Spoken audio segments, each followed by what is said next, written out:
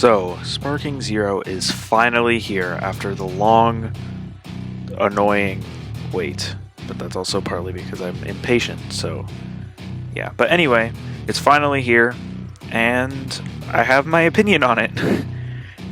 I say that like it's bad. I like the game. Like, if you don't want to watch this whole video because I have no idea how long it's gonna be, long story short, I like the game, but I'm gonna be talking about what I do and don't like about the game, but overall I think the game is great. So anyway, let's just get right into it.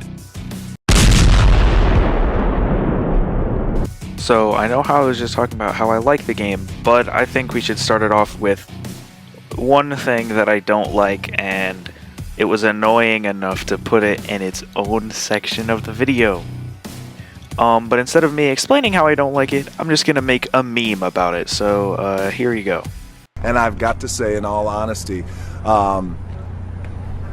it's the biggest piece of dog shit.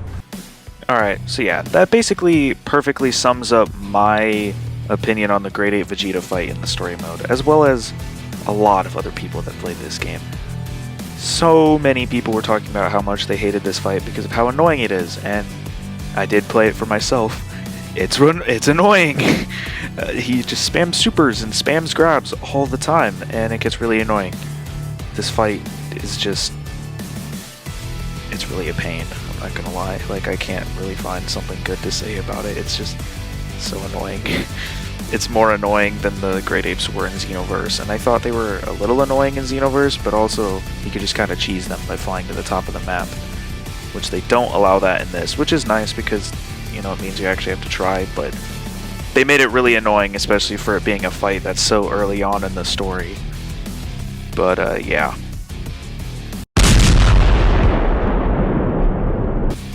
So, I'm just gonna get this out of the way. As of the time I'm making this video, I actually have not finished the story mode, but of where I'm at right now, I'm into the Goku story, and it's pretty good, but I do have a gripe with it, and it goes through just the main story of Dragon Ball Z and Dragon Ball Super, and that's good, fine and dandy, but it does skip over some stuff that previous games don't, so it's a little confusing to me.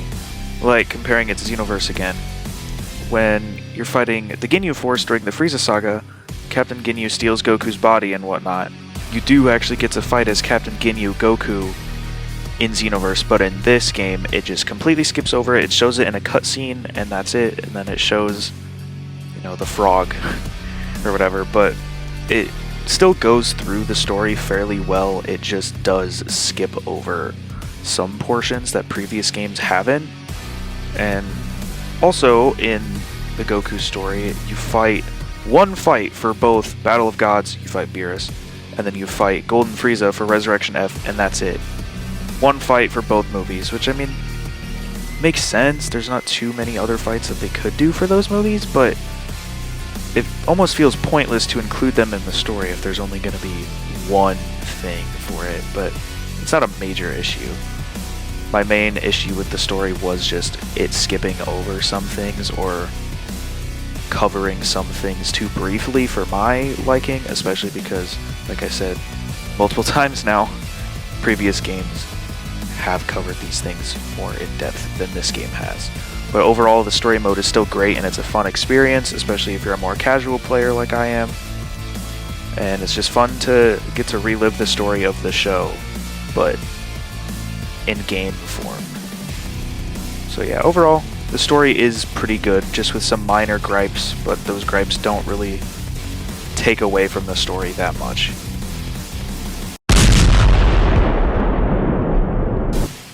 So now we're on to gameplay, and the gameplay is great. That's plain and simple. The gameplay is great. It's super fun to play and just mess around with many different characters because this game has so many characters. Pretty sure, could be wrong, do correct me in the comments. I think this has the most characters out of any Dragon Ball game, at least base game wise. Like, it has, I believe, 182 characters in the base game, with the DLC already confirmed to be on the way if you bought the Ultimate Edition of the game. But anyway, the gameplay is great. Like I said, fun to mess around with all the different characters.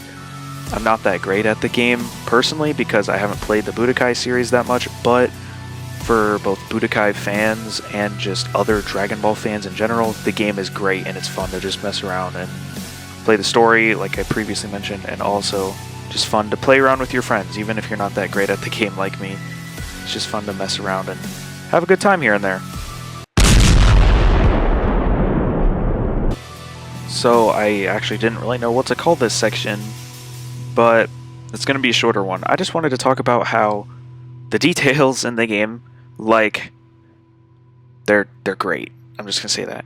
Like, if you are on certain stages, the stages actually get destroyed when powerful attacks happen, or when your character takes so much damage, their clothes actually start to rip up. And I think that's awesome. I love how this game has the battle damage on the characters, and it has the battle damage on the stages, and also some interactivity with some of the stages, like on the World Tournament stage. If there's a powerful enough attack, the crowd watching the fight will actually evacuate, and I think that's really cool. It's just the stages and the characters are great, and I love how like interactive it is, I guess. I don't know if that's the right word, but I just love how the details are in this game. Even if it's something minor, like they don't need to add the battle damage and stuff to like the characters, but it's a great detail to have, and it just makes the game feel even more immersive than it already does feel. Alright, so overall, I like the game. Like I said in the beginning of the video, I think the game is great, even if I have my minor gripes, like the great Ape Vegeta fight.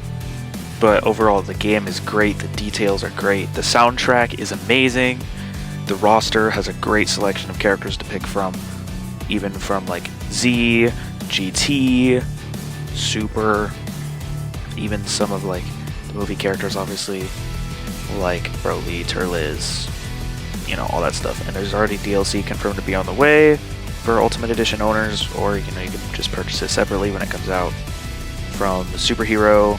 And just overall, the game is amazing. Like I mentioned earlier in the video, I'm not that great at the game, but overall, it's just such a fun experience, and I'm so glad that the game was able to be this good, because we waited a long time for this game, and it's great. It was worth the wait, it was worth the money, it's amazing. I'm super happy with how this game turned out, and I'm really excited to see what the future holds for this game and see people's future content with the game, and I'm just super excited to see where this goes. Well, I just want to say thank you guys for watching, and I appreciate all of you for stopping by and watching this video. Leave a comment down below on your thoughts on Sparking Zero. Maybe we can agree on some things, maybe we can disagree on some things, and that's okay. I want to know your guys' opinions and thoughts on the game. And, you know, if you enjoy this content, maybe I can shell out a few more videos based on Sparking Zero, because the game did just come out not that long ago, so we have time to make content.